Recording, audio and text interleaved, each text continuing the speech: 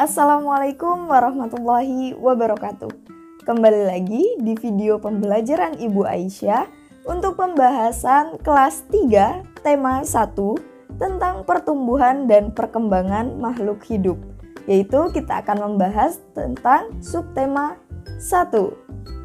Nah, anak-anak, sebelum pembelajaran ini dimulai, marilah kita membaca doa yang akan Ibu pimpin. Bismillahirrahmanirrahim. Rabbi zidni ilman warzuqni fahman. Amin. Baik anak-anak Ibu ingin sedikit mengingatkan kembali tentang materi di video sebelumnya. Nah, di pembelajaran 1 kita sudah belajar tentang sedikit ciri-ciri dari makhluk hidup dari nyanyian cicak-cicak di dinding. Nah, cicak-cicak di dinding sudah sedikit membuktikan bahwa makhluk hidup yaitu hewan juga bisa bergerak, yaitu dengan cara merayap. Nah, pada pembahasan kali ini Ibu akan membahas masih dengan ciri-ciri makhluk hidup, hanya saja dengan 4 pembahasan, yaitu yang pertama tentang makhluk hidup itu bergerak. Kemudian yang kedua adalah makhluk hidup itu bernafas serta alat pernafasannya. Kemudian yang ketiga yaitu tentang makhluk hidup tumbuh dan berkembang. Dan yang terakhir adalah makhluk hidup itu peka terhadap rangsang. Nah, anak-anak, marilah kita membahas dari mulai pembahasan yang pertama tentang makhluk hidup itu bergerak. Kita mulai dari manusia. Apakah manusia itu bergerak? Ya, manusia bergerak. Seperti apa yang sudah Ibu lakukan? Apakah Ibu ini menghasilkan gerakan? Ya, Ibu menghasilkan gerakan. Apakah berjalan, berlari, merangkak, dan lain sebagainya juga disebut bergerak? Ya, itu juga disebut bergerak. Kemudian ada hewan. Apakah hewan bergerak? Anak-anak Ibu mungkin yang menonton video ini memiliki hewan peliharaan, kelinci, sapi, kambing, dan lain sebagainya. Nah, apakah hewan peliharaan kalian bergerak? Ya, seperti itulah. Makhluk hidup yaitu hewan juga dapat bergerak. Kemudian ada tumbuhan. Tumbuhan juga bergerak, anak-anak. Tapi bagaimana cara tumbuhan itu bergerak? Bagaimana? Tumbuhan dapat bergerak, yaitu semisal anak-anak Ibu misalnya melihat bundanya di rumah sedang menanam cabai. Tapi yang bundanya tanam bukan cabainya, tapi bijinya. Ya, dari proses pertumbuhan itu mereka atau tumbuhan tersebut menghasilkan gerakan. Nah, untuk tumbuh dan berkembangnya kita akan bahas di pembahasan yang ketiga nanti. Kemudian kita masuk ke pembahasan yang kedua tentang makhluk hidup itu bernafas. Kita mulai dari manusia ya. Manusia itu bernafas menggunakan hidung.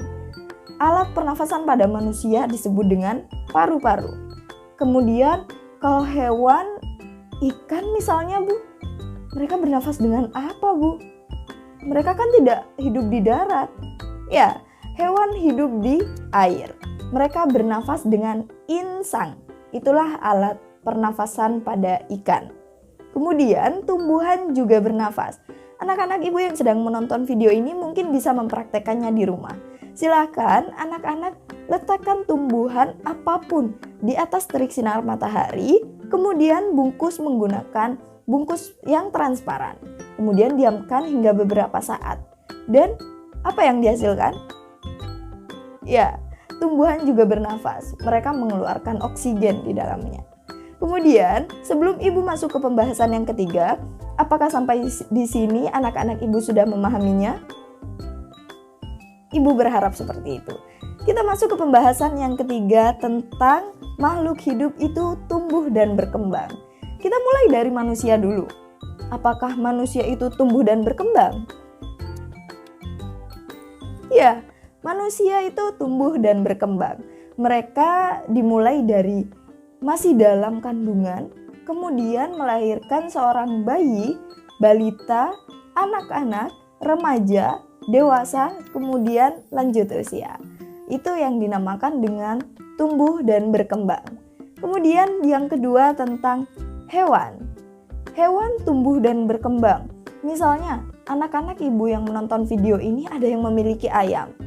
Apakah ayam bertelur atau melahirkan? Ya, ayam itu bertelur. Mereka bertelur kemudian menetas menjadi seekor itik. Itik menjadi anak ayam, kemudian menjadi ayam yang besar. Itu cara hewan tumbuh dan berkembang. Kemudian Bu, kalau tumbuhan, apakah tumbuh dan berkembang juga? Tentunya, seperti yang Ibu katakan tadi, bahwa misalnya ibunda anak-anak ibu yang sedang menonton video ini memiliki biji dari cabai, kemudian ditanam untuk beberapa saat atau beberapa hari kemudian tentunya akan tumbuh dan berkembang.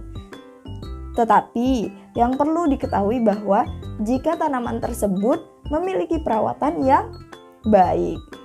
Kita masuk ke pembahasan yang keempat tentang makhluk hidup peka terhadap rangsang. Nah, apa maksudnya Bu? Peka terhadap rangsang maksudnya kita dimulai dari manusia.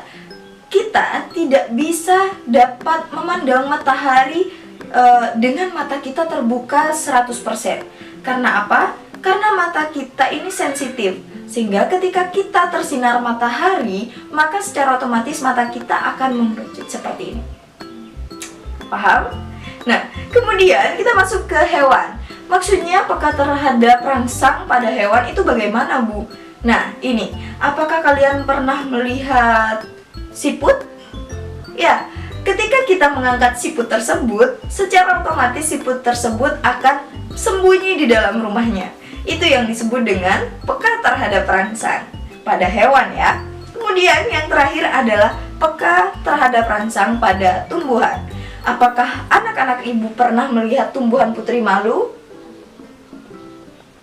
Ya, tumbuhan putri malu sangat peka terhadap rangsang. Ketika kita menyentuhnya, secara otomatis dia akan menutup daunnya. Itulah yang disebut peka terhadap rangsang pada tumbuhan. Nah, anak-anak, tidak terasa pembahasan ini sudah di akhir penghujung video. Sebelum itu, Ibu akan sedikit menyimpulkan dari pembahasan kita pada video kali ini. Kesimpulannya adalah bahwa makhluk hidup itu memiliki ciri-ciri yang sangat banyak, yaitu diantaranya bergerak, bernafas, tumbuh dan berkembang, serta peka terhadap rangsang. Nah, itu saja yang dapat Ibu sampaikan. Semoga video ini dapat diselesaikan hingga akhir video, anak-anak dapat menontonnya ya.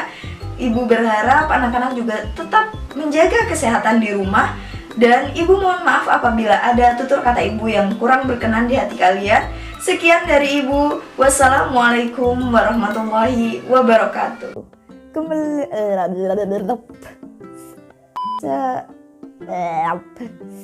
Melihat matahari. Aduh, ada reken.